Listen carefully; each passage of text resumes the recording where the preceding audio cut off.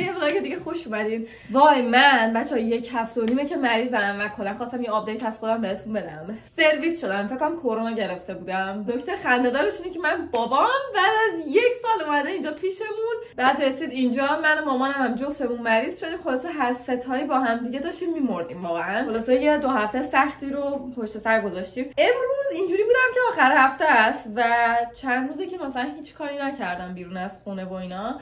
به خاطر همین دلم می‌خواست برم بیرون، یه ذره بگردم، یه ذره مغزمو باز بکنم. نمیدونم طولانی تو خونه میمونه آدم اصلا انگار خلاقیت و ذهنش کامل بسته میشه. دیدین هیچ ایده‌ای به مغزتون نمیرسه و اینجوری میشین که دارم با زندگیم چی کار میکنم. یه ذره اونطوری شده بودم. احتمالاً بریم مغازه وسایل نقاشی چون میخواستم نقاشی بکشم و یه ذره خودمو به دنیای هنر نزدیک‌تر بکنم. بعد بریم ببینیم چی پیدا میکنیم دیگه. بیرون هوا آفتابیه ولی حس میکنم یه ساعت دیگه آفتاب میره. واقعا این که بیرون هوا زود تاریک میشه خیلی عذابه بچه‌ها. ساعت مثلا 3:30-4 دیگه خورشید نیست. واقعا آدم باید خیلی روحیه قوی داشته باشه که افسرده نشه. فکر کنم خیلی پوشیدم. بچه من عاشق این گوشی آگ بودم همیشه و 2-3 سال دلم میخواد، فقط هی نمیخریدمش. بعد دوستم بهم کارت تولد داده و دست در نکنه. مرسی. خوشگل ترین نیست؟ وای از لباس زمستونه متنفرم. سنگین اینقدر میشی. آقا این گلیمم کادو تولده و من عاشقشم. خیلی به نظرم به فضای اتاقم میاد و با مزه شده. من آزمایش خوندم جوابش که اومد دیدم خیلی آهن خونم پایینه.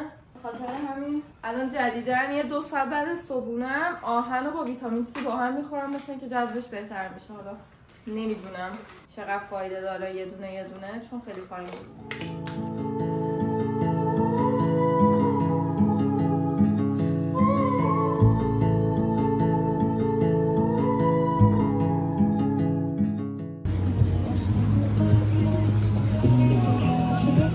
همیشه یه سری آدم دارن یه حرکتی انجام میدن. من یه تغییر برنامه دادم و دارم میرم اینجا مدرسه موسیقی ونکوور. میخوام ببینم که استاد فلوت داره یا نه، چون از وقتی اومدم میخوام کلاس موسیقی رو ادامه بدم. بعد استاد خوب باید پیدا کنم. بعد کار سختی بود برام چون کلا استاد موسیقی خوب پیدا کردن سخته. حتی من میخواست که مثلا با یه استاد خارجی هم کار کنم که ببینم تکنیکای اونا چجوری مثلا درس میدن، چون حس کردم باید متفاوت باشه با اون چیزی که مثلا من تو ایران کار کردم. ولی واقعا کاش استاد ایرانم اینجا بود و بهترین استاد دنیا داشتم. من پیش استاد لقا کار میکردم. حالا کسی دوستش بدونه آموزشگاه گل‌های هنر. خیلی سال 7-8 سال من اونجا رفتم. قبلش هم پیانو میرفتم. دیدمش. من بالاخره سوالامو پرسیدم از اینا و گفتش که باید حتما تو سایتمون رجیستر کنی. خیلی گرون تر از چیزی بود که فکر می‌کردم، به خاطر اینکه فکر می‌کردم مثلا ساعتی $60-70 باشه. بعد تازه تو همونم اینجوری بودم که حالا $60-70 مثلا تو ماه انقدر میشه. اینا گفت اون استادی که مثلا تو خوشت اومده $230 ساعتی، یعنی خیلی گرون. خیلی زیاده، اصلا نمیشه باش کلاس برداشت. ولی مثلا استاد دیگه داشت که معمولی تر باشن. حالا مثلا داشتم فکر می‌کردم میتونم امتحانش بکنم، بعد مثلا بگم 20 دقیقه نیم ساعت اینا باشه کلاسم باهاش، یا مثلا هفته‌ای هر 2 هفته یه بار اگه قبول بکنم. من تو ایرانم این کارو می‌کردم، مثلا میگفتم هر 2 هفته واسم کلاس بذاری. امشب اینجا کنسرت تیلور سویفته، دیشب و فردا شب هم هستش. بعد همه تو خیابون لباساشو پوشیدن. خیلی بامزه است. من که نتونستم بلیط گیر بیارم. خیلی عجیب غریب، مثلا تا $50,000 رسیده بود بلیطاش. باید آدم خیلی زودتر از اینا اقدام کنه واسه بلیط خریدن. میدونی همون مثلا اولی که اعلام میکنن تو رو باید بخرید.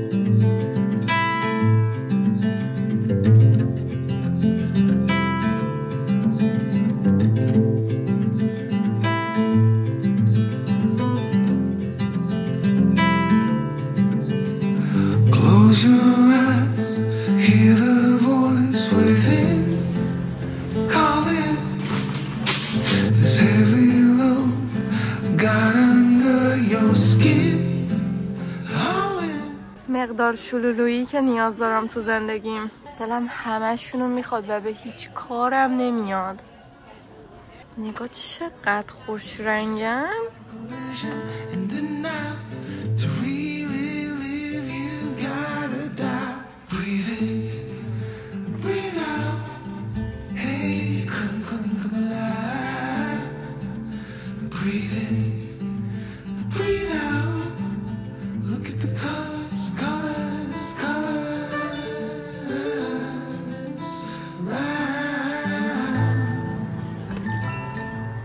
نمیدونم مشخصه یا نه ولی دارم زیادی خرید میکنم.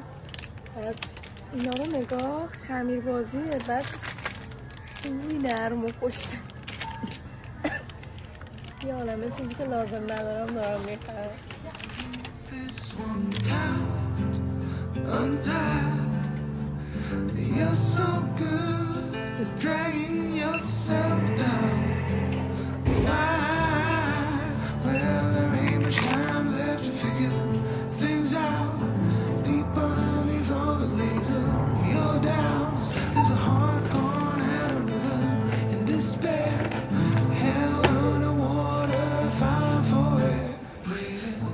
خریدم رو کردم و راضیم. چند تا تیشرت و وسایل رنگ کردن گرفتم که برم واسه خودم تیشرت رنگ کنم. حالا این کار نکردم چون خیلی بچه بودم کردم ولی فکر کنم الان دیگه اصلا انجام ندادم. کلا فراموش کرده بودم که همچین کاری میشه کرد. همون چیزی بود که دقیقا بهش نیاز داشتم و کلی کارهای مختلف بزنم رسید که بعدم انجام بدم و هیجان زدم که الان دارم از گشتگی میمیرم. اومدن یه مغازه باحالی از این اونیگیری، امیدوارم چیزی درست بگم، فکرم اونیگیری داشت. بعد برم ببینم هنوز بازه یا نه چون اینجا واقعا زود همه جا میبنده.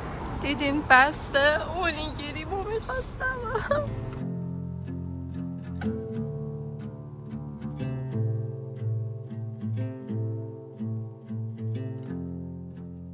من برگشتم خونه و واقعا انقدر دلم میخواست منم امشب قرار بود برم کنسرت تیلور. داشتم میمردم به خاطر اینکه همه تو خیابون نمیدونم نگینی و لباسای پولکی و اون لحظه بود که اینجوری بودم که آها تیلور سویفت واقعا بین خارجی‌ها فرهنگه. یعنی اصلا همه بچه‌هاشون با ماماناشون جوون پیر اصلا همه سنی خب لباسای اکریلی پوشیده بودن، کابوی بود، همه این تیلور سویفت خیلی بامزه بود. بعد هیچ دیگه من برگشتم خونه که قلبمو درست کنم و اینجوری بودم که هرچی بیشتر بیرون ببینم بیشتر حسودی میشه دارنه واقعی.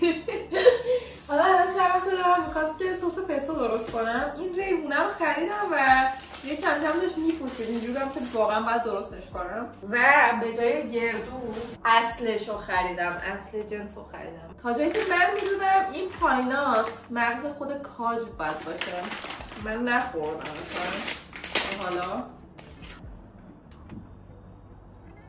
در کمال تعجب همه موادش رو داشتیم. پارمزان، همین دونه پاینات، ریحون، روغن زیتون و لیمو ترش. اینم پنیر موتزارلا تازه است. میخوام ساندویچ پستو موتزارلا درست کنم. فقط اینو تا الان گاز ندادم. خیلی خوشبوه. همش دارم خدا میکنم این دوباره در بیاد، مثلا همین یه بار نباشه. حس میکنم آفتاب میخواد که ما اینجا زیاد نداریم.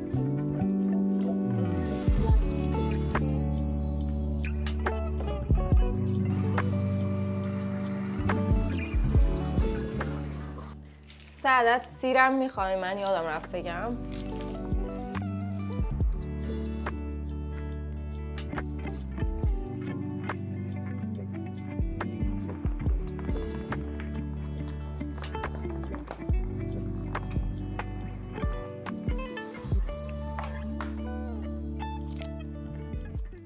همه مواد رو میریزیم به غیر از روغن زیتون و پارمزان. اون دوتا رو آخرش اضافه میکنیم. اول اینا رو باید میکس کرد. دوست عزیز تو چرا کار نمیکنی؟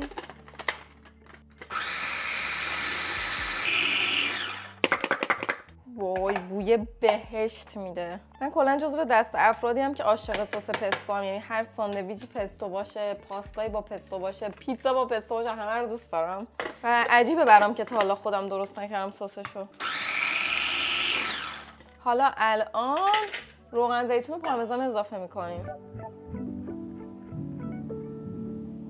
واقعا هنر میخواست که این رسیپی رو اشتباه انجام داد و من بازم تونستم که این هنر رو به خرج بدم. پنیر پارمزانم باید با همون اولیا چیز میکردم، خوردش میکردم، بعد روغن زیتون رو آروم آروم اضافه میکردم اینطوری. ولی خب من روغن زیتون الان ریختم، پارمزانم ریختم. در نتیجه دیگه همین که فکر نکنم واقعا فرقی داشته باشه. لیمو ترش اصلا نمیخواست که ببینم. آره اصلا لیمو ترش نداشت رسیپیش.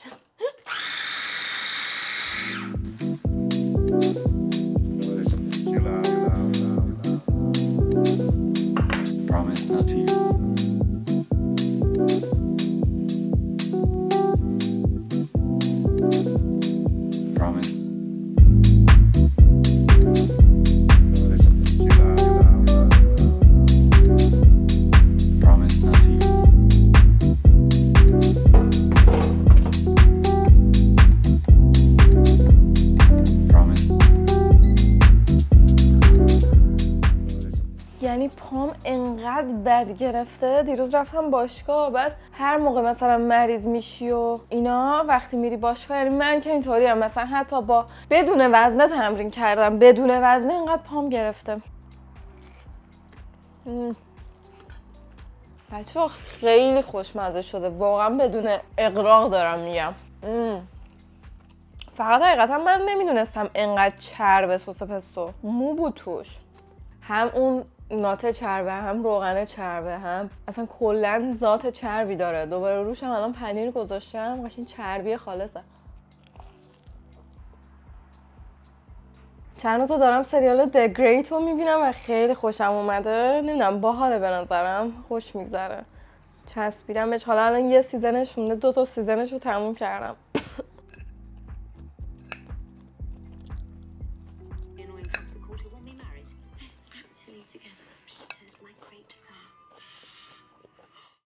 من دیشب قش کردم و خوابیدم. بعد الان قصد داشتم که خریدایی که دیروز کردم رو آنباکس کنیم با هم دیگه و بعدش بشینیم پای درست کردنشون. اولا که یه دونه دورس سفید خریدم، اینا رو گرفتم که روشون نقاشی بکشم.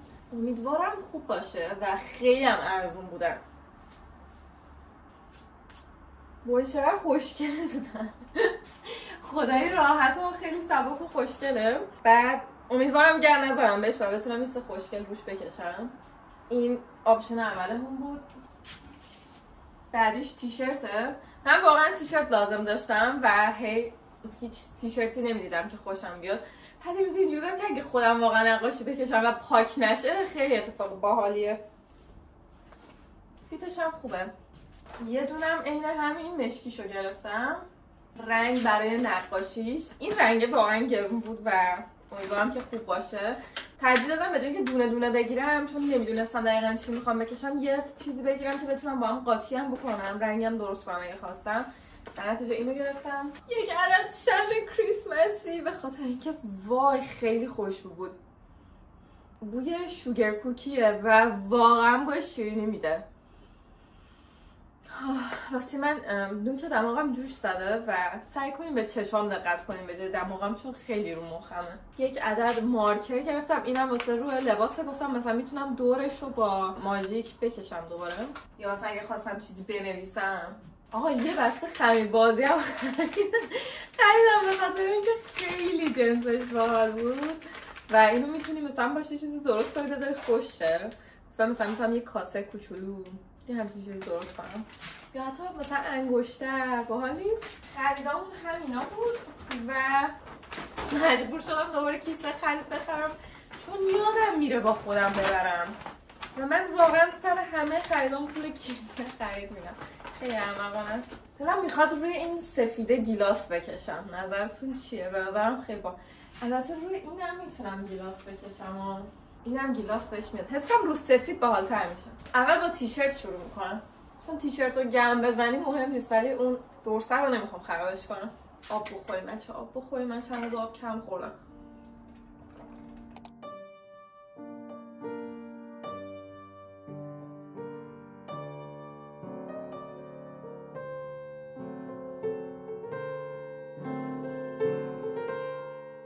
من اولین طرحی که انتخاب کردم این پاپیونه است، به خاطر اینکه سایه روشناش خطش یه دسته و مثل آبرنگ نیستش، حس کردم میشه درش آورد. ولی مثلا اکثر پاپیونای دیگه واسه بهتون نشون بدم که بگم چیه منظورم. مثلا این پاپیونا خیلی خوشگلن ولی در نمیاد چون یه حالت آبرنگی داره و این رنگه فکر نمی کنم که بشه آبرنگی باش کشید. به خاطر همین حس کردم این خوب میشه. حالا کاری که میخوام بکنم اینه که چون میخوام تمیز در بیاد اینو میخوام بذارم تو تیشرته و جاشو قشنگ در بیارم.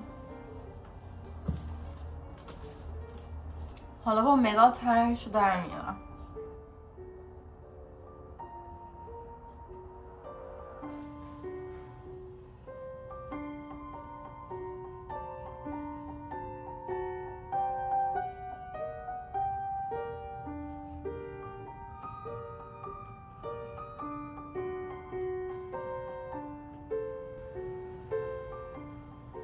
من دارم سعی میکنم تا جایی که میتونم دیتیلاشم در بیارم، به خاطر اینکه میدونم اینجوری اندازاش دقیق تر در میاد.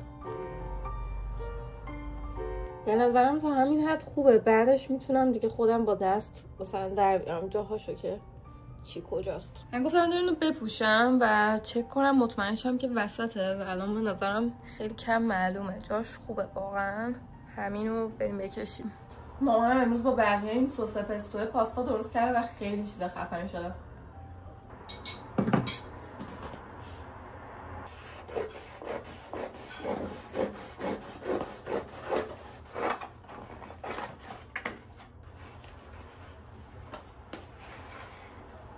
این مقوره رو گذاشتم توی تیشرته که وقتی رنگ میکنم جلوش به پشتش رنگ پس ندم. میتونینم واسه محکم کاری مثلا به نظرم بچسبونینش ولی من دیگه حواسم هست همینجوری.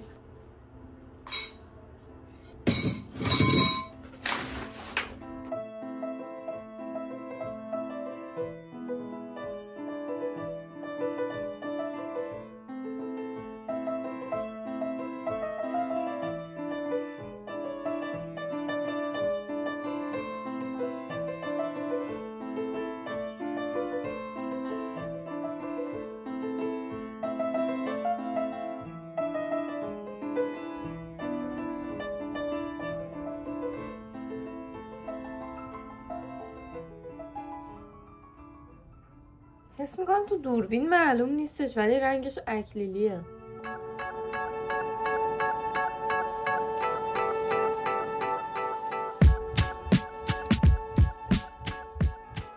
خب چند تا مسئله پیش اومده. اولیش اینه که طرحم خیلی سخت‌تر از چیزیه که فکر می‌کردم و باید دونه دونه رنگا رو مثلا چه می‌دونم 5 تا تونالیته رو هی جاهای مختلفش اجرا کنم و کلاً هم خیلی نمیشه دقیق با قلمو در آورد به خاطر بافت تیشرت. بعد سر همین یه ذره سخت خطا رو نازک در آوردن خیلی دقت میخواد. نکته بعد این که البته خوشحال شدم ناراحت نشدم. فکر کنم اینا اکریلی بودن با اینکه من فکر نمی‌کردم اکریلی باشه. نمیدونم کدومش اکریلیه ولی خب الان روی این تیشرت مطمئنم که اکریلیه و خیلی بامزه شده. بعد اینکه صورتیه رو مشکی تیره کردم. حس میکنم شاید با آبی یا قرمز یه ذره مثلا بهتر تیره میشد تا با مشکی. یه ذره مشکی رنگو میکشه. ادامه میدیم تا ببینیم چی میشه.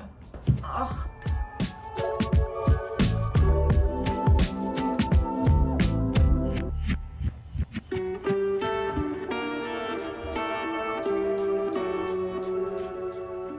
یه کار دیگه هم که باید میکردم نکردم این بوده که از رنگ روشن شروع کنم. کلا تو اکثر نقاشی‌ها باید این قانون رو رعایت کرد. در نتیجه مجبورم خیلی تمیز در بیارم.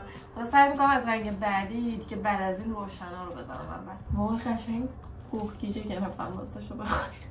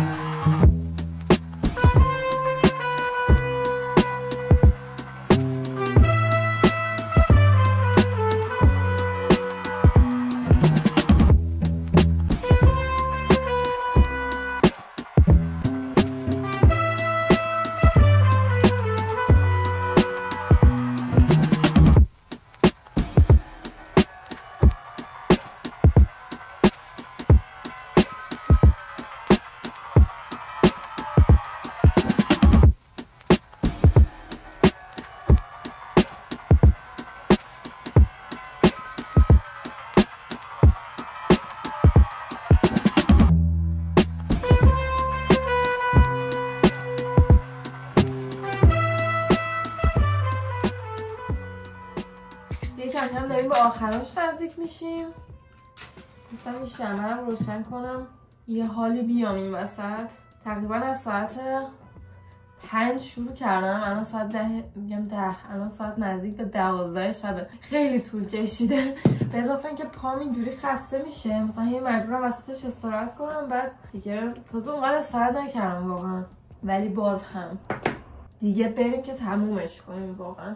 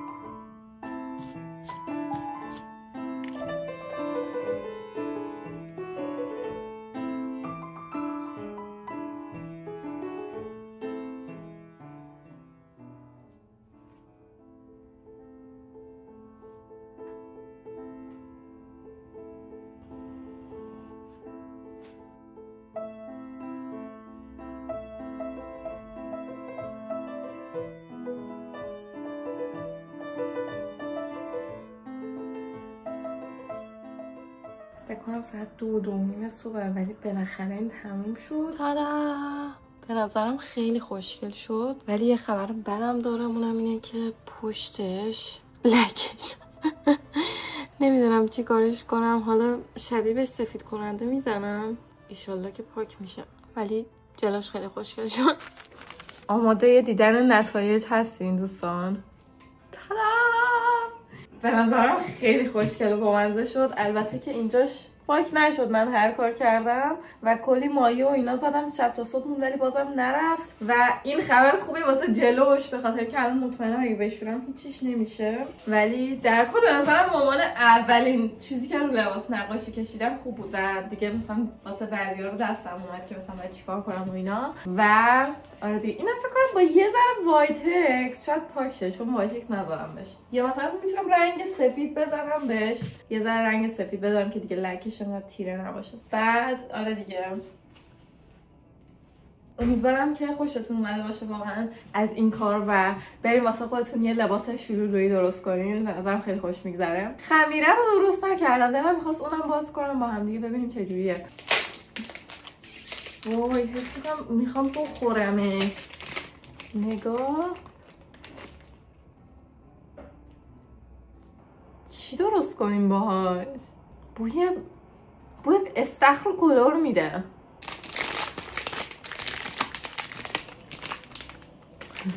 نزدیکی واقعا بخورمش. قابل خوردن هست؟ باورم نمیشه گازش دادم. من اگه بچه بودم به اینو میدادم قطعا یه ذره‌شو میخوردم. واقعا دارم میخونم ببینم میتونم بخورمش یا نه. یه ذره معمولا آخه چیزای کرایلا اینطوریه که اگه مثلا حتی بچه‌ها یه ذره‌شو بخورن چیزیشون نمیشه.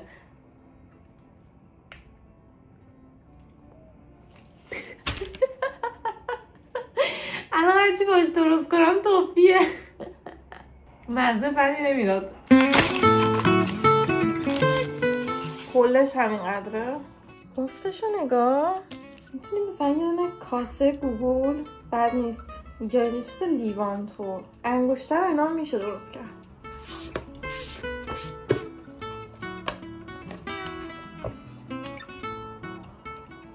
حس میکنم نمیندازم ولی یه دونه درست میکنم. این پینترست اگه نبود من واقعا نمیدونم چی کار میکردم. همیشه به پینترست رجوع میکنم. به نظرم این بامزه است. آخ این ظرفر میخوام درست کنم، به نظرم خیلی بامزه است. چند تا قنبلی نیاز داریم و یه صفحه.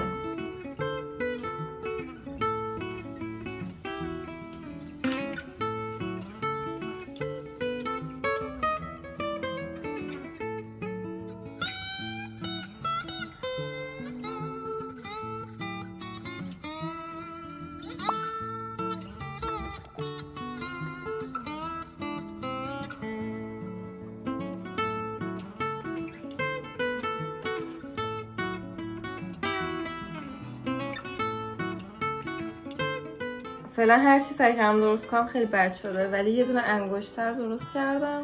نظرم بامزه شده. دارم سعی می‌کنم یه دونه ورژن نازک‌ترش هم درست کنم، ولی خیلی خمیرش جون نداره که نازکش می‌کنی سری میخواد پاره شه. شد.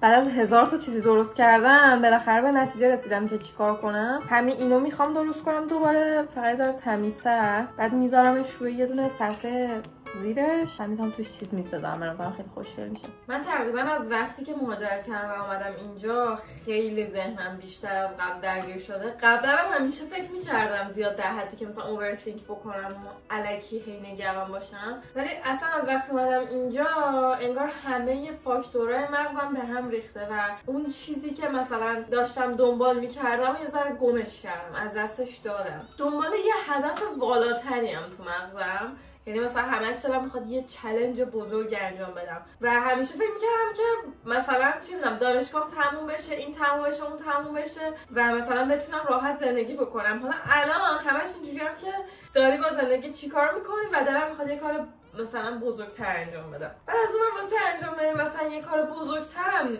دوباره مغزم اینجوریه که خب چه کاری، خب چی رو انقدر دوست داری که مثلا شروعیستن یه پروژه خیلی بزرگ، یه چیزی که مثلا طول بکشه. میدونین چی میگم؟ واسه همینم است که مثلا میبینین هی میرم کلاس‌های مختلف فلان، اینجوریه که باید مثلا انقدر کار مختلف انجام بدم تا بالاخره یه جا جرقه بخوره تو ذهنم و اینجوری بشم که آهان اینه. خب مثلا همیشه خدا تو زندگیم یوتیوب بوده، یعنی دلم می‌خواسته یوتیوب رو شروع کنم. الان که یوتیوب رو دارم اینجوریام که دلم می‌خواد کنار یوتیوب یه کاری هم داشته باشم که اونم انجام بدم. چند وقت همش درگیر این داستانم که چیه اون چیزی که من دقیقاً دلم میخواد. بعد از اونورم نمیخوام مثلا یه کاریو انجام بدم که واسه 30 سالگیه، میدونین؟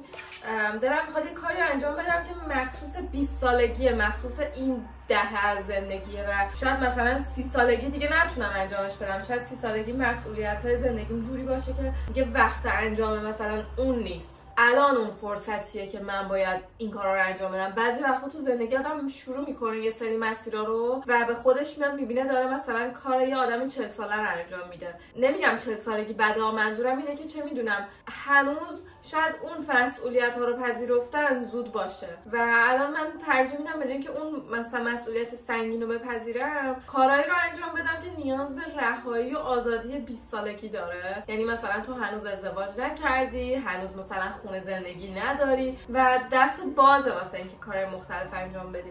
این چیزیه که دلم میخواد. به طور مثال من دوست دارم واقعا یه تایم طولانی برم سفر، یعنی مثلا 1 سال 2 سال برم سفر. خب واسه اینکه این کار انجام بدم نمیتونم بیزینس خودم رو استارت بزنم، به خاطر اینکه بیزینس خودم رو استارت زدن یه چیزیه که زمان زیادی میبره و منو یه جا سنگین میکنه. هر جایی که بیزینست باشه تو سنگین میشی اونجا و مجبور میشی که تایم زیادی از سال اونجا باشی. اگه بیزینسمو اینجا شروع کنم مجبور میشم که همش اینجا بمونم، نمیتونم دیگه اون آزادی عمل رو داشته باشم. اگه برم مسافرت، این زندگی که اینجا ساختم و نمیتونم پرورشش بدم و بهش بگم خونه زندگی. حسی که الان دارم، یعنی 1 سال گذشته ولی اینجا هنوز حس سفر مسافرت بودن دارم، حس نه که همش اینجوری باشه ها، ولی بازم اون حس سنگینی رو اینجا ندارم و یه دلیلش هم اینه که وا نمیدم. مثلا تو مغزم اینه مثلا ماشین نخرم که مثلا مجبور نشم حالا این میدونین هی قسط بدی اونو بدی، یا مثلا خودم خونه جدا نگیرم مستقل نشم چون مسئولیت داره و دیگه نمیتونی راحت ولش کنی بری، چون مثلا اجارهش هم باید بدی، میدونین؟ بعد اینجوری هم که اگه برم تو سفر زندگی خونه زندگی نمیتونم برای خودم بسازم یا بیزینس. آیا احمقانه است که مثلا بهش فکر نکنم یا نه دیر نمیشه؟ مثلا تو 25 6 سالگی هم میتونی یه ذره پخته تر بشی، پول بیشتری جمع کرده باشی و مثلا اون بخش وجودت هم که همیشه از بچگی دلت میخواسته مثلا به خودت قولشو داده بودی برآورده بکنی، بعد بری سراغ مثلا کارهای بزرگتر. آره و خیلی دوست دارم وقت و انرژی و سرمایه‌مو بذارم رو خودم. میدونین دوچار یه تضادی شدم که وقت و انرژی و سرمایه‌مو بذارم روی کار یا بذارم روی خودم، چون من همیشه خدا عقیدم تو زندگی بوده که بذار رو خودت. اگه خودت رشد و پیشرفت بکنی کار و بیزینس و اینا کنارش میاد و تو انقدر آدم بزرگ و پخته و پری میشی که اون خودش ناخودآگاه شکل میگیره حول محور تو. حالا من مثلا اینجوریه که چه میدونم همین که میگم برم کلاس موسیقی، برم کلاس آواز، برم کلاس بازیگری، برم و وقتمو پر کنم. از اون ور دانشگاه هم دوست داشتم برم اینجا مثلا واسه فوق لیسانس، ولی اینجوری بودم که خب دانشگاه هم اگه من بخوام حتی برم کلی چیزی داره که من دوست ندارم و همیشه تو مغزم میگفتم اگه این آپشن رو داشتم که دانشگاه نرم میتونستم به جاش 10 تا کلاسی که دوست دارم و اسم بنویسم، به اضافه اینکه ارزون تر میشه، به اضافه اینکه میتونم اون استاد خفنه رو فقط بردارم. مثلا به جای اینکه 10 تا استاد داشته باشی که فقط با 3 تاش حال بکنی، تو برو پول اون 3 تا استاد بده و خصوصی باشون اصلا کار بکن. خلاصه تو یه همچین استیت مغزی ام و نمیدونم به کجا میرسم. حس میکنم دیگه فقط باید یه تصمیمی بگیرم و به هر تصمیمی گرفتم بهش واسه 2-3 سال پایبند باشم، چون واقعا زندگیمو واسه 2-3 سال تغییر میده، میدونین. ولی این بلا تکلیفی که الان این 1 سال توش بودم خیلی بده، یعنی این نمیخوام باشم. ترجیح میدم یه هدفی رو دنبال کنم، حالا یا خودم باشم اون هدفه یا کارم باشه اون هدفه یا جفتش. نمیدونم جفتش با هم بشه یا نه، ولی خب اگه بشه که خیلی بهتره. وای حس میکنم اینو زیادی نازک کردم.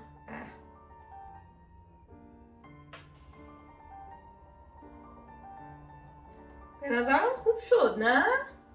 بچه اینو من دیگه باید بذارم همینجوری خشک بشه و به نظرم خیلی بامزه و گوگلی شده.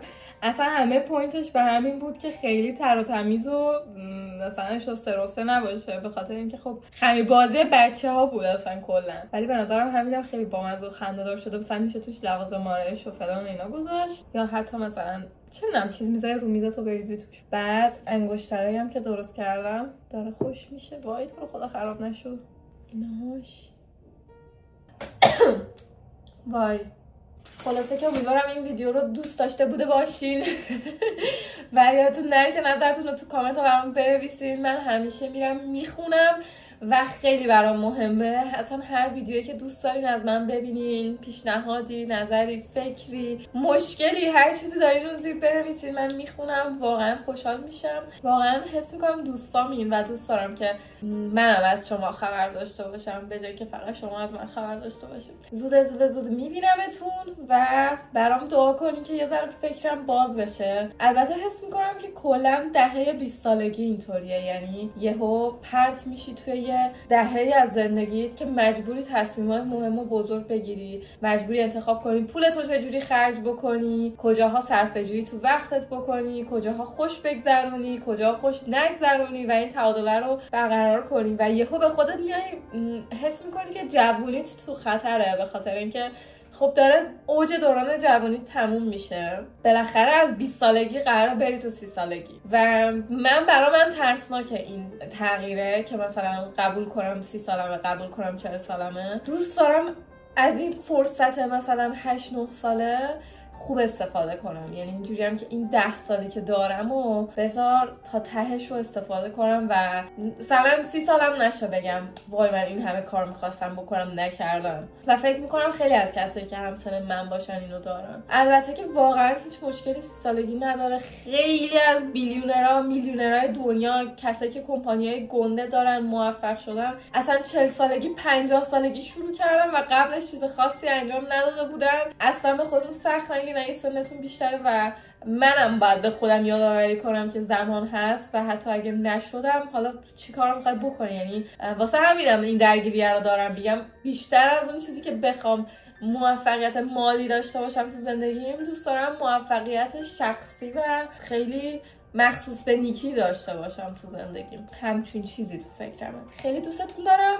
زود میبینمتون. ماچ به کله تک تکتون. خدافظ. واسه اگه تو ویدیو قبلی من اینجای چونم کثیف بود ببخشید، قبلش غذا خورده بودم رفتم جلو آینه دیدم کثیف بود، اینجوری بودم که